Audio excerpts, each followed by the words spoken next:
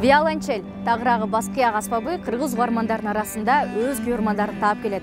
Учурда виолончелдин үнүн угармандардын жүрөгүнө жеткирүүгө жасагандар бардыгын кубандырат. А сиздер билесиздерби? Ошмунун студенти виолончель, кылгыяк, кыяк жана фортепианода ойнойт. Ошондой эле Ошмунун жаштар бизнес паркында бизнес долбоор жазып, $2000 грант уткан. Мындан сырткары Рыспай Абдыкадыров атындагы филармонияда иштейт. Анда урматтуу көрүүчүлөр, бүгүнкү видео баянды баштадык.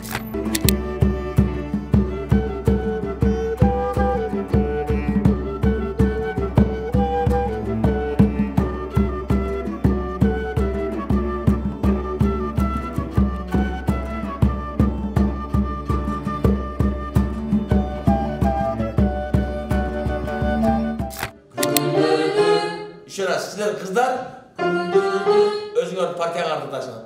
Жазайым Жандарбекова искусство факультетинде билим алат. Ал эстраданын музыкалык искусствосы адистигинин 3-курсунун студенти. Жандарбекованын музыка дүйнөсүнө болгон кадамы кичинесинен башталып, атайын искусство курстарына барган. Анын виолончелге болгон кызыгуусу окуучу кезинен башталган. Өз кичинемден бери музыкалык школага биринчи апам берген болчу да, анан кийин скрипка же комуз тандайсыңбы деген. Анан кийин скрипканы тандагам, анан музыкалык школама Сайыт Бекмуратов барго. Ошол жакка барганда анан бир эжеке чыгып кыякты реклама кылып. Анан кыякка отургузуп койгон бизде. Ошо бойдон биринчи кыяк окудум, 5 жыл музыкалык школаны бүтүрүп. Анан ал жакты бүтүргөндөн кийин с отличием бүттүм да, эжекелерим баары дальше улантпайсыңбы деген. Анан мени да кызыгуу кетти дальше. Анан училищеге тапшырдым. Виолончелден Ошко келгенде, Ошто виолончель ойногондор аз экен да. Анан кадрлар аз деп туруп, ишке чакыргандар көп болду.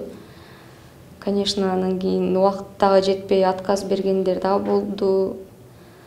Анан биринчи ошо филармонияга кирдим, ал жактан киргенден кийин эле военный частька чакырышты. Ал жакка дагы биринчи ойлонуп атып, анан кирдим. Дагы ал жактан кирсең, ал жактан дагы нары бери болуп. Анан кийин азыр ушу студентмин деп туруп вактыга карап ошол 2 жумушта иштейм. Жазайым 2023-жылдын февраль айында Жаштар бизнес паркы уюштурган бир жумалык тренингке катышкан. Ал окутуунун соңунда бизнес долбоор жазган. Каарманыбыз менен чогуу 40-ка жакын студент катышкан. Анын ичинен Жазайым менен чогуу 4 студент ири өлчөмдөгү грант уткан. Ошол 5 адамдын арасында кошулуп грант утуп алдым мен дагы. Анан ошол гранттан контрабас, электронный барабан, анан дагы бир виолончель алдырдым. Ошол менен Алам фольклордо иштетип атабыз. Ошто Жазайым сыяктуу кыякта ойногон музыканттар жетишпегенине байланыштуу ал филармонияда жана аскердик бөлүктө бас кыякчы болуп иштейт. Ал окуу менен жумушту бир алып кетүү кыйын эмес экенин айтат. Кече жакында эле сентябрдан баштап бизде 2 жумалык гастроль болду дагы.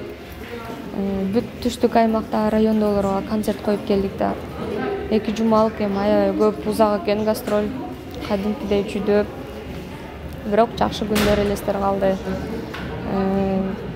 Концертке жетишпей, же болбосо номерлер алмашып спонтанныйдан ар нерселер болду. Жыгылгандар, ыйлагандар, кетким келет дегендер, анан аягында келгенде кеткибиз келбей калды уже. Филармония менен гастролго барганыбыз бир гана Жалал Абадтын райондоруна барып келдик. Токтогулдан баштап Ошко чейин. Анан жакында дагы гастроль башталып атат, Жети Огуст деп. Кыйынчылык деле келбейт, потому что баары расписание боюнча. Расписанияда дал келишкен да, бир күнү военный частька барсаң, экинчи күнү филармонияга барасың. Үчүнчү күнү бош болуп сабактар менен болгон, ушундай расписание дал келишкен. Только праздник күндөрү, майрам күндөрү аябай жүдөйм да. Эки жак тең чакырып калат да. Же нары эмес, же бери эмес, жетишпей калам. Только кыйынчылык ошол майрам күндөрү эле. А так баары жакшы.